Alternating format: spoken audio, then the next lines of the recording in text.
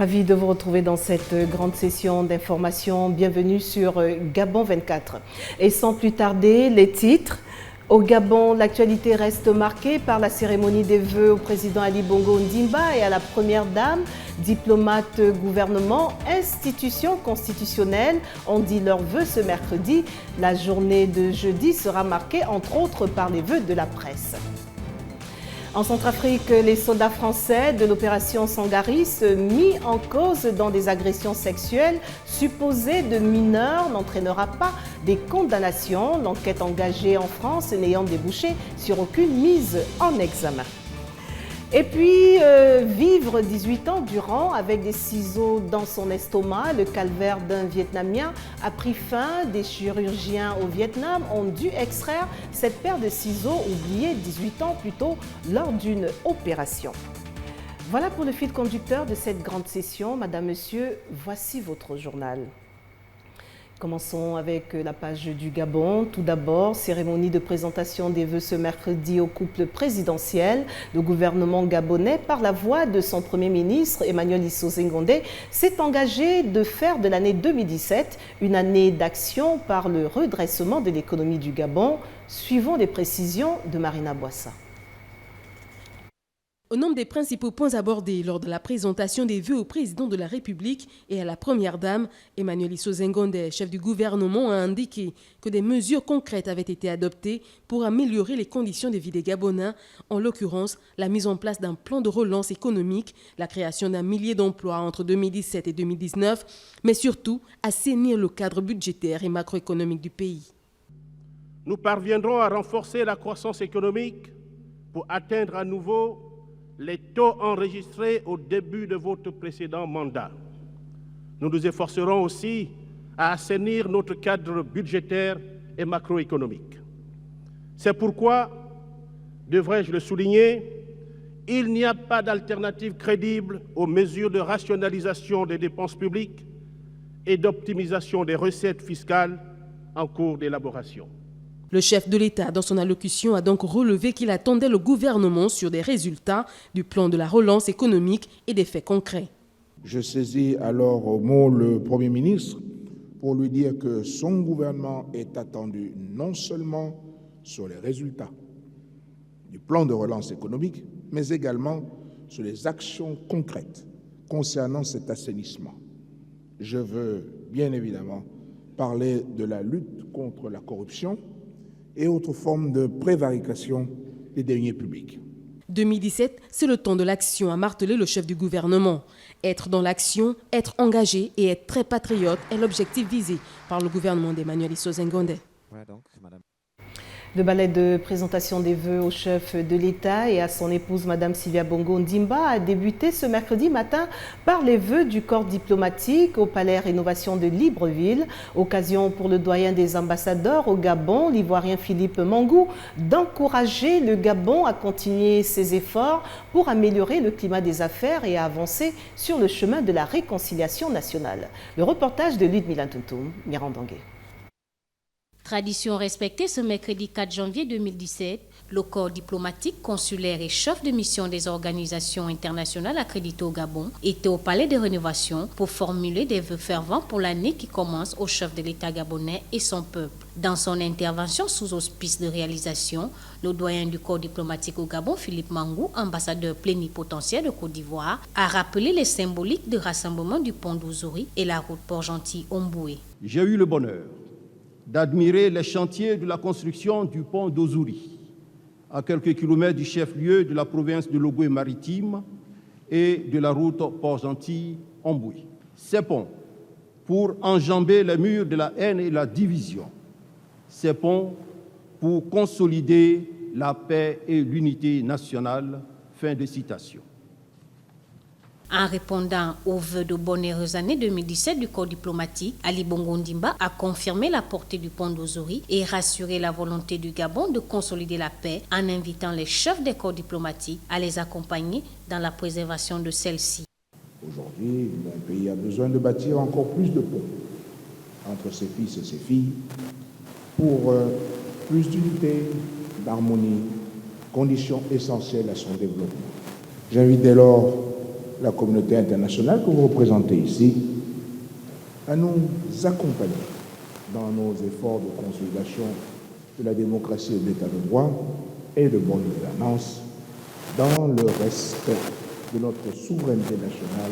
Le temps des vœux est aussi celui des doléances. Le représentant du corps diplomatique au Gabon n'a pas dérogé à la règle. Il a invité le Gabon à continuer ses efforts pour améliorer le climat des affaires et avancer sur le chemin de la réconciliation nationale.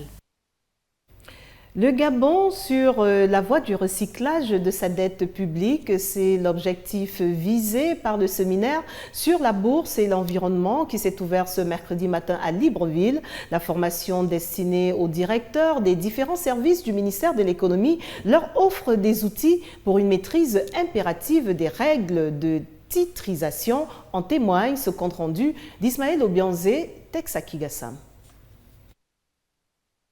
Le ministère gabonais de l'économie veut recycler la dette publique pour, entre autres, soutenir les efforts économiques du gouvernement. Le processus exige donc une bonne équipe d'intégration. C'est elle, ici en formation de 2 jours, pour comprendre la bourse et son environnement et maîtriser les règles de titrisation. Nous avons choisi la titrisation de la dette. Il était donc important de pouvoir faire appréhender ce nouveau mécanisme à l'administration publique des finances et de l'économie. C'est transformer une créance en titre.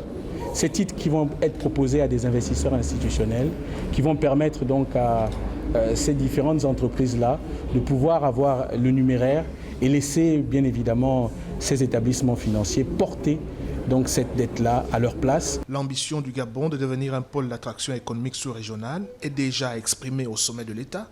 Il faut moderniser le système de financement et accélérer la diversification de l'économie. Plus on n'invente pas la roue, on circonscrit cette dette et en fonction de ça, nous allons pouvoir donc déployer cette titrisation sans régression aucune et sans dysfonctionnement aucun.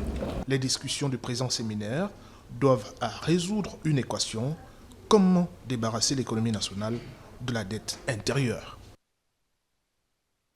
72 heures, c'est le temps accordé à Averda ce mercredi pour se mettre au travail afin de redonner à Libreville son visage d'antan.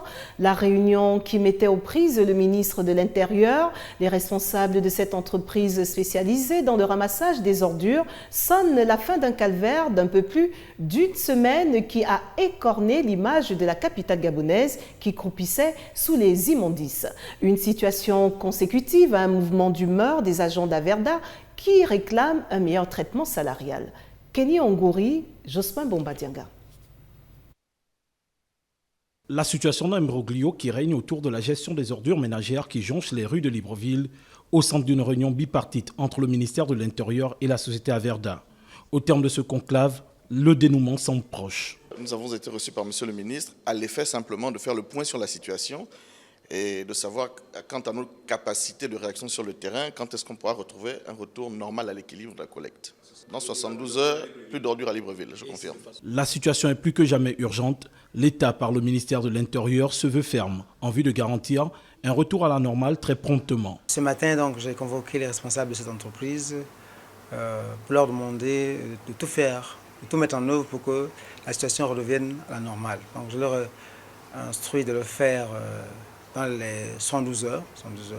Donc ils m'ont rassuré que la situation redeviendrait normale dans ce délai qui leur a été imparti. Quant aux inquiétudes qui planent sur la présence des ordures durant la Coupe d'Afrique des Nations Total Gabon 2017, le ministre garantit que cette canne sera une canne propre. Il faut dire que pendant les périodes de fin d'année, il y a un taux de production de déchets quand même supérieur à la normale et que l'un dans l'autre, avec le mouvement d'humeur qu'Averda a connu, on peut comprendre qu'elle a quelques difficultés à faire en sorte que ce taux de saturation soit résorbé. Donc il n'y a pas d'inquiétude à avoir, la ville sera propre comme d'habitude. Conclusion sans équivoque, comme l'indique la consigne donnée par le gouvernement gabonais, Libreville dans 72 heures retrouvera définitivement un visage des plus reluisants. À jour J-10 du coup d'envoi de la Coupe d'Afrique des Nations de football, la société de ramassage d'ordures ménagères de Libreville au Gabon, Clean Africa, s'active aussi sur la propreté de la capitale gabonaise, ville qui va donc abriter cette compétition footballistique. En témoigne ce regard de Larissa Matsumo. La propriété au centre de la Coupe d'Afrique des Nations Total Gabon 2017. Rendre Libreville encore plus reluisante à quelques jours de l'événement. Tel est l'objectif que s'est assigné la société de collecte et de ramassage d'ordures ménagères Clean Africa en partenariat avec Averda. Averda est un sous-traitant de Clean Africa, donc pour l'instant c'est le seul partenaire que nous avons. Il n'est nullement question de siffler ou à la limite arrêter le contrat de sous-traitance que nous avons avec Averda. Pour Libreville, en principe, dans les 3-4 jours qui arrivent, je vous disais qu'on va mettre en place une opération d'urgence parce que là, jusqu'à présent, on avait laissé Averda faire, mais la responsabilité incombe tout aussi à Clean Africa qui est le donneur d'ordre d'Averda. Si Averda est dépassé et que Clean Africa dispose encore de quelques moyens, autant les mettre maintenant à contribution. C'est ce que nous allons faire assez rapidement. Clean Africa fait de la gestion des ordures son cheval de bataille, même si des ajustements sont à prévoir. Avec ce qui s'est passé récemment, en sachant que l'outil de collecte a été altéré au niveau des bacs, par exemple, de collecte. Donc du coup, nous avons ce déficit de bacs. Nous avons eu encore cette grève qui a duré 4 ou 5 jours. Donc nous avons aujourd'hui un total cumulé de déchets non collectés qui avoisine les 3000 tonnes. Pour rappel, Averda, société agréée par l'État dont le ramassage d'ordures ménagères sous-traite avec Clean Africa. Pour l'administrateur de Clean Africa, Léandre Ebobo Latiba, le souhait d'étendre les services de la compagnie d'assainissement sur l'ensemble des collectivités locales du pays afin de mieux gérer les déchets pour un environnement sain et salubre. La famille de la presse sportive du Gabon compte une nouvelle association en son sein. Il s'agit de l'Association gabonaise de la presse sportive indépendante qui, pour sa sortie officielle, et ce, à quelques jours de l'ouverture officielle de la CAN 2017 qui se tient, comme vous le savez, au Gabon, a initié un séminaire de recyclage pour les journalistes sportifs du pays. Les détails dans ce compte-rendu de Sibyl Mengue et Bertin Osaga. Les capacités des journalistes sportifs du Gabon renforcées à quelques jours de l'ouverture officielle de la Coupe d'Afrique des Nations 2017 prévue ce 14 janvier. L'Association gabonaise de la presse sportive indépendante, à travers un séminaire de recyclage débuté ce mercredi, entend perfectionner les connaissances des journalistes sportifs du pays pour un meilleur rendement lors de ce grand rendez-vous. Permettre à nos membres de s'arrimer aux nouvelles normes, c'est-à-dire les lois du jeu, le système de jeu, les différents règles qui existent dans nos différentes fédérations sportives. On ne connaît pas beaucoup, nous sommes ignorants à un certain nombre de choses. Il faut aller à la recherche de l'information, il faut apprendre et comprendre. Nous avons déjà le B.A.B.A, c'est juste le recyclage. Les lois du jeu, par exemple, ont évolué à près de 90%. Il faut connaître avant de couvrir la CAN. Le système de jeu évolue. Un certain nombre de choses également. C'est la raison pour laquelle nous avons jugé nécessaire de faire ce séminaire de recyclage. Pierre-Alain Mougengi, président de la Fédération gabonaise de football et parrain du dit séminaire, n'a pas manqué d'encourager les séminaristes. Vous avez une lourde responsabilité d'informer l'opinion. Mais informer l'opinion, comme l'a dit votre président, de façon objective. N'informez pas l'opinion sur votre propre opinion. Dites ce que vous avez vu et analysez ce que vous avez vu de façon professionnelle. 3 jours durant, les membres de l'Association gabonaise de la presse sportive indépendante plancheront sur différents modules qui constitueront une plus-value. Et pour refermer cette page du Gabon, j'en viens à cet incendie qui s'est déclaré aux environs de 12 h à Libreville ce mercredi au ministère de la Promotion des petites et moyennes entreprises chargé de l'entrepreneuriat national au Gabon. Un court-circuit serait à l'origine de cet incendie dont on ne compte aucune perte en vie humaine ni de blessés. Les détails dans cet élément de Mirandangé. Des murs ont fumé, le plafond noirci par le feu et quelques documents endommagés. C'est le bilan de cet incendie qui s'est déclaré aux environs de 12 h ce mercredi au ministère de la Promotion des PME chargé de l'entrepreneuriat national. Un court-circuit y serait à l'origine. Nous avons assisté à la destruction du premier étage de cet immeuble qui en compte 2. En fait, c'est un R+2. Ce qui est mis en évidence ici, c'est peut-être la vétusté, c'est certainement la vétusté de certaines de nos installations. Nous avions entamé de moderniser les installations électriques et un certain nombre de choses. Nous avions un certain nombre de manquements en termes de sécurité incendie.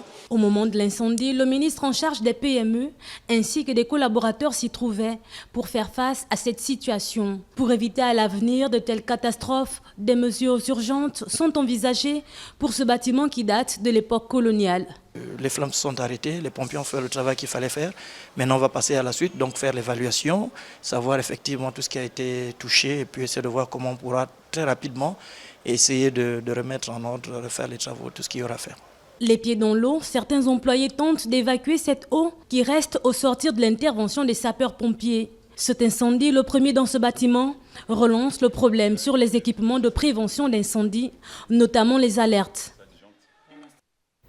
Poursuivons avec la page Afrique. Tout d'abord, en Centrafrique, tel qu'annoncé en titre, l'enquête engagée en France sur les accusations d'agression sexuelle sur mineurs dans le pays, mettant en cause des soldats français, n'a débouché sur aucune mise en examen, a-t-on appris ce mardi de sources judiciaires. Larissa Matsomo s'en fait l'écho. La fin des investigations a été notifiée le 20 décembre, a-t-on appris mardi 3 janvier selon une source judiciaire. 6 militaires français, désignés comme pouvant être des agresseurs des enfants, ont été entendus, mais aucun n'a été mis en examen. Ils ont affirmé aux enquêteurs avoir donné des rations alimentaires aux mineurs, mais nié tout abus sexuel. Le dossier pourrait s'acheminer vers un non-lieu, mais les parties disposent encore d'un délai de 3 mois pour demander de nouveaux actes d'enquête avant les réquisitions du parquet de Paris et une décision définitive des juges. Depuis mai 2015, 3 juges d'instruction enquêtent sur des accusations de viol commis dans le camp de déplacés de Mpoko, près de l'aéroport de Bangui, en décembre 2013 et juin 2014, et visant au départ 14 militaires français de la force Sangari. Cette enquête a pris fin en octobre 2016. En juillet 2015, puis à l'été 2016, les enquêteurs se sont rendus en Centrafrique, notamment pour y recueillir les témoignages d'une dizaine d'enfants. Un travail complexe, d'autant que les variations sont apparues dans certaines versions. Sur ces 2 enquêtes, la première qui concernait le cas d'une jeune fille se disant victime d'un viol en 2014, avant d'évoquer un rapport consenti non protégé, a été classée sans suite le 25 novembre. En revanche, la seconde est toujours en cours. Direction la Côte d'Ivoire, des livres rangés sur une étagère au milieu des crèmes défrisantes, des bigoudis et des mèches. Les salons de Côte d'Ivoire accueillent désormais des salons littéraires. En témoigne ce regard de Iris Boussougou. Pour faciliter l'accès à la lecture des femmes, la Bibliothèque nationale située au plateau en Côte d'Ivoire a installé 23 mini-bibliothèques dans les salons de coiffure à Abidjan et dans les villes de l'intérieur. Chaque salon dispose de 50 livres qui se renouvellent régulièrement grâce à une rotation du fonds de 1750 ouvrages. La lecture au salon, là, ça me permet de voir passer le temps et puis de ne pas m'occuper en fait des choses qui sont inutiles. Le projet Femmes et Lecture constitue une démarche de bibliothèque hors des murs dans un pays où il n'existe pratiquement pas de bibliothèques dans les quartiers. Les bibliothèques existantes ne sont pas fréquentées par les populations, encore moins par les femmes. Les femmes ivoiriennes très coquettes, en tout cas dans la majorité, trouvent le temps de se faire belles. Et cette raison peut les maintenir pendant 1h30 au moins dans un salon de coiffure. Alors, la bibliothèque a décidé de porter le livre aux femmes jusque dans leur lieu de fréquentation régulière. La mini-bibliothèque a augmenté la fréquentation des salons de la ville. Désormais, les coiffeuses du marché installées en plein air viennent elles aussi emprunter les livres à la mini-bibliothèque pour leurs clientes. Pas en reste dans cette grande session, vos actualités hors du continent. Tout d'abord, en Haïti, après plus d'1 an de crise électorale, le pays dispose enfin d'un président démocratiquement élu. La victoire de Jovenel Moïse au premier tour du scrutin a été confirmée par le Conseil électoral ce mardi 3 janvier. Les détails avec Zvetana Gladys Maganga. Jovenel Moïse a été confirmé mardi président élu d'Haïti avec 55,60% des suffrages au premier tour de scrutin qui s'est tenu le 20 novembre. Je dois dire que c'est la démocratie, c'est normal, 55% de 100, il en reste 45. Mais moi, je l'ai dit, je crois toujours dans la démocratie, je pense que ce pays a besoin une forme de démocratisation pour son développement. Après une semaine de vérification des documents électoraux, le tribunal électoral a finalement rendu son verdict, statuant sur le fait qu'il n'y avait pas eu de fraude massive. Les résultats définitifs publiés le mardi 3 janvier octroient 55,60% des suffrages à Jovenel Moïse, suivi par le candidat du parti La Paix, Jude Célestin, 19,57%, puis Moïse Jean-Charles du parti Piti des Salines, 11,4%, et Maryse Narcisse du parti Femmes Lavalas, 9,1%. On a voté à 55%, le peuple a dit son mot. Maintenant, il faut que les gens, je dirais mes compétiteurs, commencent à comprendre que le pays ne peut plus s'enfoncer dans cette histoire de violence. Nous avons besoin de l'ordre, de la discipline pour mettre ce pays sur la route du progrès. À 48 ans, Jovenel Moïse va commencer sa carrière politique en prenant le 7 février prochain la succession de Joscélin Hermé Privert, président provisoire choisi en février 2016 par le Parlement, après le départ sans successeur élu de Michel Martelly. Jovenel Moïse se veut donc le président de tous les Haïtiens et pour appuyer cette inclusion, sans encore trop de détails, le projet de lancer des États généraux sectoriels en début de son mandat. En Colombie, les guérilleros des FARC portent les cicatrices du conflit armé qui a duré plus de 50 ans alors qu'ils se préparent à un tour à la vie civile. Ces marques sont pour plusieurs un rappel de leur engagement au sein des FARC. Ils doivent maintenant faire la paix. Iris Boussougou. Il y a 6 ans, ce membre des forces armées révolutionnaires de Colombie, FARC, âgé de 25 ans, a perdu sa jambe droite durant le conflit armé. Il rejoint les FARC, convaincu de la nécessité de transformer la Colombie, mais se rappelle aussi des blessures qu'il a pu infliger à ses ennemis d'hier. Oui, cela me pèse car c'est une guerre entre paysans où l'on s'est tué entre nous. C'est très difficile car perdre une jambe, ce n'est pas une chose qu'on apprend à faire. Quand j'étais à l'hôpital, j'étais, disons, complètement fou. J'ai eu besoin d'un psychologue. Il y en avait un avec moi, jour et nuit. 2 psychologues. Dans ce même campement où les guérilleros se préparent au retour à la vie civile, Mélodie, une jeune femme de 19 ans d'ascendance africaine, porte les stigmates des bombes de l'aviation colombienne. Ça fait mal, ça brûle, on ressent comme un courant électrique qui va en augmentant et ça fait très mal. La violence en Colombie, qui impliquait guérilla, paramilitaires et forces armées, a fait au moins 260 morts et plus de 60 disparus. Le gouvernement de Juan Manuel Santos et les FARC ont signé un cessez-le-feu bilatéral qui est en vigueur depuis le 29 août. Selon le Centre des ressources pour analyse des conflits, il y a eu un respect quasi complet des engagements et des protocoles. Pour célébrer la naissance de Louis Braille, le 4 janvier a été déclarée Journée mondiale du Braille en 2001. Cette journée est l'occasion de souligner le handicap dont souffrent les aveugles et les malvoyants, mais aussi de rappeler l'existence du Braille, un analphabète tactile. Jamila Bengman s'en fait l'écho. Le braille, système de lecture et d'écriture pour les aveugles, constitué de points en relief, porte le nom de son inventeur Louis Braille. Mis au point vers 1825, alors que ce dernier n'a que 16 ans, cette méthode a été précédée par d'autres tentatives pour permettre l'accès de la lecture aux handicapés de la vue. Le braille est constitué d'une série de points en relief. Un caractère contient de 1 à 6 points, placés sur 2 colonnes de 3 rangées, mesurant de 6 à 8 mm de hauteur et de 3 à 4 mm de largeur. Il est d'usage d'associer un chiffre à la position de chacun des points dans la matrice. En général, le mot braille est synonyme d'aveugle.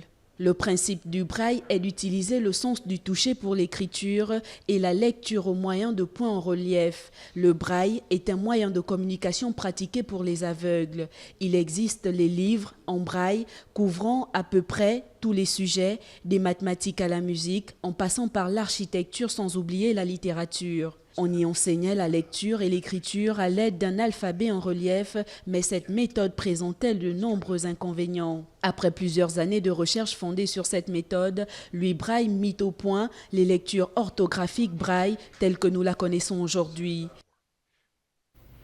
Et pour finir, direction le Vietnam, mais il faut le voir pour le croire. Dans le reportage que vous allez suivre, on apprend que des chirurgiens vietnamiens ont dû extraire de l'estomac d'un homme vivant près de Hanoï une paire de ciseaux oubliés 18 ans plus tôt lors d'une opération. Jamila Bengman. Ce dernier avait subi en 1998 une intervention chirurgicale à la suite d'un accident de voiture. Mais ce n'est que lors d'une récente échographie destinée à comprendre l'origine de nouveaux maux de ventre que la présence de ciseaux longs de 15 cm ont été détectés. L'homme de 54 ans a été opéré pendant 3 heures pour permettre l'extraction de l'instrument, a expliqué Gotrung Tang, responsable de l'hôpital de Gangteng, Tay Nguyen, situé à 80 km au nord de la capitale vietnamienne. Il se remet bien, a-t-il ajouté. D'après le porte-parole du ministère de la Santé cité par le site, Ce Coen Vai Dong Song, Nat, a vécu près de 2 décennies en ayant une vie normale, pouvant manger et boire sans problème. Les autorités vietnamiennes sont maintenant à la recherche des médecins qui ont pratiqué l'opération en 1998 dans la province de Bacan. Le rappel des titres avant de refermer cette grande session. Au Gabon, l'actualité reste marquée par la cérémonie des vœux au président Ali Bongo Ondimba et à la première dame, diplomates, gouvernement, institutions constitutionnelles ont dit leurs vœux ce mercredi. La journée de jeudi sera marquée entre autres par les vœux de la presse. Nous étions en Centrafrique où les soldats français de l'opération Sangaris, mis en cause dans des agressions sexuelles supposées de mineurs, n'entraînera pas des condamnations. L'enquête engagée en France n'ayant débouché sur aucune mise en examen. Et vous l'avez vu à l'instant, au Vietnam, vivre 18 ans durant avec des ciseaux dans son estomac. Le calvaire d'un Vietnamien a pris fin. Des chirurgiens au Vietnam ont dû extraire cette paire de ciseaux oubliés 18 ans plus tôt lors d'une opération. Voilà, Madame, Monsieur, tout ce qui a retenu notre attention pour cette grande session d'information. Au nom de toute l'équipe, merci de nous rester fidèles. L'information continue sur Gabon 24, mais en attendant, n'oubliez surtout pas que quoi qu'il arrive entre-temps, gardez le sourire. Au revoir.